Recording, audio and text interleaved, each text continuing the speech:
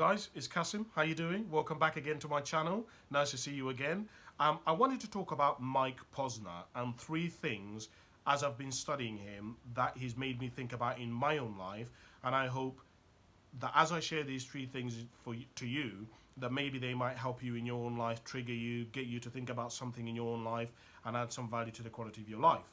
But before I get into that, guys, if you want to help me get to 1,000 subscribers by June, please can you like and subscribe to my channel? You'd be an absolute legend. Okay, let's go. So, three lessons that I have learned from Mike Posner as I've been studying him. So the first thing that I've learned from him, and well, it isn't necessarily something new to me, but it's something that I wanted to share with you because I want you to think about, is that more money won't make you happy. Now, I know that you've heard this. This isn't something new that it's like the first time you've heard people say money won't make you happy. And in fact, you probably said it to loads of people. Money won't make you happy, money won't make you happy. Every time you hear somebody talk about money, you said it. You've said it. Money won't make you happy, but money will make you economically successful. Let's not get that wrong, because I think that's where a lot of people get confused. Money 100% will make you economically better off. Like I'm telling you, like if you are somebody who is earning £10,000 a year and then somehow you manage to get a job which is paying you £110,000 a year, economically you're better off. You can buy more things that you want, you can live a better lifestyle, or not a better lifestyle, a lifestyle that is more in line with the way that you want to live. It's less stress. But the thing that I think a lot of people miss, which is what they don't understand, is that being economically successful doesn't mean that you as a person have changed. And this is what I think I learned so much from Mike Posner and other people who I've studied over the last 7 years.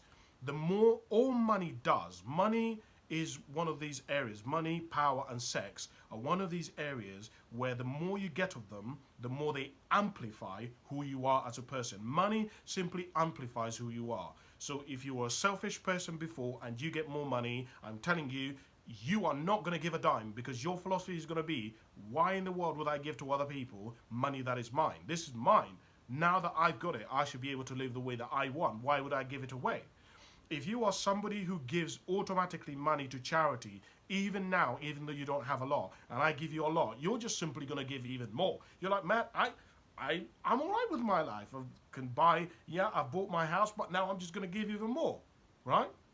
If you're somebody who's constantly worried, who's constantly anxious about money, the more, when you are living now and you don't have a lot of it and you're constantly anxious, if you get more, guess what's going to happen? You're going to be even more anxious, because now loads of people are going to be asking you for money because you know you have it, right? Loads of people are going to be like, you're going to feel the pressure to invest in this and buy in that because you know you have the money. They say more money, more problems, right? Because a lot of people don't realize that the more money you earn, the more everything else moves up. So if you had people around you, like, let me tell you, I've learned that, so I was doing a video in which I was talking about prenups. And one of the things that I was saying is, why would a person get a prenup? And a lot of people think that they're getting a prenup to protect themselves against their partner, right? When they get divorced. This is not true. One of the reasons you get a prenup, well, it is true, but one of the main reasons you get a prenup is because the problems that you have that happen in a relationship usually come from the people around you. So let's say you marry me, yeah, let's just, for heaven's sake, blah, blah, blah, gay stuff, whatever. Let's just say, for the sake of it, yes, say you marry me. If you have people around you who are selfish, who are manipulative, who are desperate, guess who they're going to come to for the money? Not me, they're going to come to you. And now you're going to be in a tug of war. Now, this assumption most people make is, well, Kasim, I'll just say no. Here's the problem. When people know that you have money, when people, you love them and you genuinely care for them, you're not just going to dismiss people in your own life, right? Because they know it. You've just told them last week that you went and you bought a new vase. You've just told them that you've just bought a new TV. And what? They're in a really difficult situation in their life. And what? You're not going to help them support them? It's really difficult. And so a lot of the stress that happens doesn't come from the relationship. It comes from the people around you. It comes, if you got crazy people who are manipulative, I said, it gets worse if you marry into somebody who's got money, right? I say to people all the time, if you go into a shop and you look at all the magazines, most of them are women's gossip magazines. And I say, all of those stories are about people who've had sex, who've cheated, money problems, whatever. Where do the newspapers get these facts? Where do they get... Yes, I know some of it is false, I get that. But where do they get most of the other information from? The people in their lives. They get it from the brother, from the sister, from the mum. Why? Because they're trying to make money out of it, right? This is why, part of the reason why, like money. And so my point anyway is that I just wanted to illustrate to you that the problems that you have in your life at the moment, economically, some of them are going to be solved. Like 10% of the problems that you have are going to be solved. Like, for example, your rent, or being able to get food, or being able to go on holiday. Yeah, but that's only about 10% of your life. The rest of your life, which is like 90%, is right. Is those that anxiety in relationships with your parents, the stress that you have with the way that you look, and should you get plastic surgery, or should you get these plates? Should you change your carpet? With having problems with your co-workers at work, all of these issues, you can't buy them. You have to deal with them emotionally. They're emotional things. You can't buy these things. So the thing that I would persuade to you and ask you is, are you going to therapy? Are you going to counseling? Who are you talking to who is going to be able to help you work through your emotions? Work through all of the trauma and the damage that you've gone through, because life touches us all, right? It's impossible to go through life and actually live and life not touch you. So why are you not going to counseling? Now you may say, I don't have money. Okay, we'll save up the money and go to one counseling session once a month, once every 6 weeks, once every 2 months, once every 3 months, once every 6 months. Are you honestly saying to me that you could not find £80 in 6 months to go to a counseling? One counseling session, I swear to you, will change your life, because you're going to learn so many things about yourself. It's just something for you to think about. The second thing that I wrote down here is that time will not wait for you for your dreams. Time will not wait for your dreams. So you hear people all the time say things like, oh, you know, when I get the money, I'll do it. You know, Kasim, I'm really busy at the moment, so I can't really think about a relationship. Well, Kasim, I can't really see my family because I'm just really busy at the moment. You hear people say that all the time, and I'm even a victim of this. And you know, you can persecute me for this because I am definitely somebody who does this, which is why I can talk about it. But the reality of life is that life doesn't care, right? When you have a dream, life will not stop and pause itself so that you can achieve that dream. And a lot of people end up getting to the end of their lives and haven't fulfilled many of the things that they wanted. They haven't lived. They haven't experienced life. They haven't realized their potential. You know, I have a goal setting workshop, and in fact, I'm just writing the booklet for that, the book for the goal setting workshop. And one of the things that I say in that booklet is that in the first part of it, in the second part of it actually, is look at your dreams. Look at all the things that you've written down that you would like to do in your life. That is a representation of your potential. Because anything you've already accomplished is potential used. Anything that you haven't accomplished but you can think of is potential that is yet to be realized. And how much of that potential you utilize is up to you. There's going to be loads of excuses. You can find all kinds of reasons. You can blame your mom, you can blame society, you can blame the government, you can blame your parents, you can blame your upbringing, you can blame your co-workers, you can blame your boss, you can blame the weather, the traffic, your mindset, an injury. There's loads of things that you can blame, but ultimately, the realization of your destiny is up to you. Nobody can realize your potential for you. You have to do it because they don't know what your potential is. Nobody actually truly knows what you are capable of doing but you. Therefore, your destiny is in your own hands. And I ask you, and this is something for you to think about, Are you leaving your destiny up to other people, up to factors that are outside of your control? Because, the, look, I'm sure you've seen this. Like, time is speeding up. Time is getting faster and faster and faster, isn't it? It's not slowing down, and you know what I'm talking about.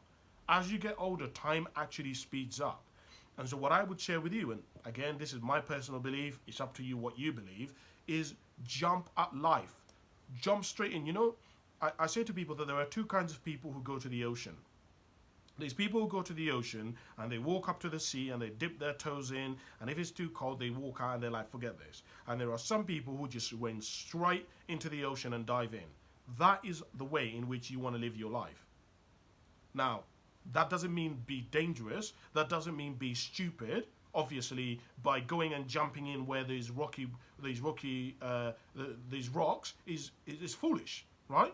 Because good people can make foolish mistakes. So you have to go somewhere where you know, well, don't know for definite, but you know to the best of your ability there are no rocks. So that's the second thing. The last thing that I want to share with you is really that I learned from Mike Posner is really about solitude, about being alone and the importance of being alone. And I say this because a lot of people have never been alone. A lot of people have never spent time by themselves. We've never been alone. We've never spent time by ourselves. But to take this further, it's one thing to spend time alone. It's another thing to spend time with your own thoughts, right? Because a lot of people, when they're alone, they're actually on their phone or they're reading a book or they're doing something. What would you be like? I've been writing down something that I really want to do, but I don't know if I'm going to be able to do it anytime soon. But I want to set up what's called a solo retreat. And a solo retreat basically means that you go away for 1 week and it's a silent retreat and you're not allowed to talk to anybody in the retreat.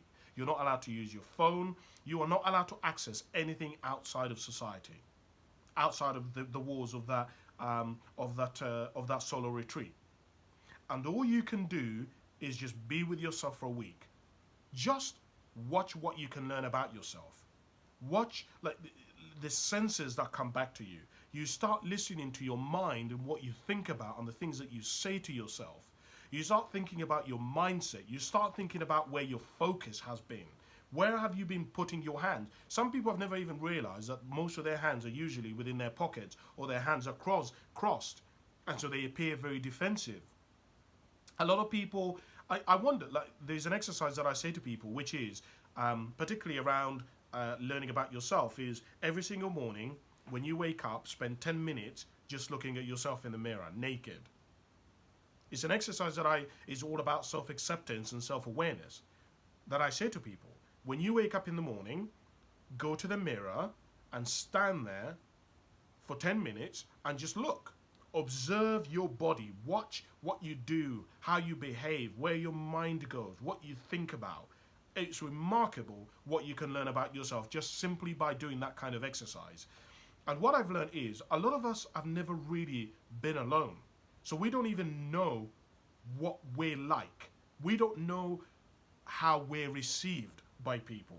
Does that make sense? Like I say this to you because I, for a long time, didn't know how I was received by people.